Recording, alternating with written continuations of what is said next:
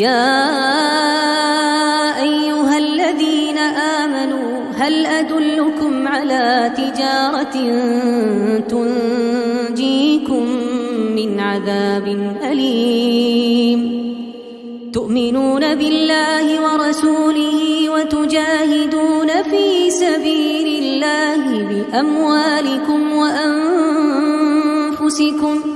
ذلكم خير لكم إن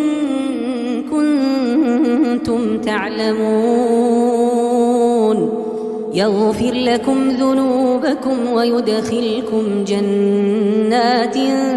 تجري من تحتها الأنهار ومساكن طيبة في جنات عدن ذلك الفوز العظيم وأخرى تحبونها نصر من الله وفتح قريب وبشر المؤمنين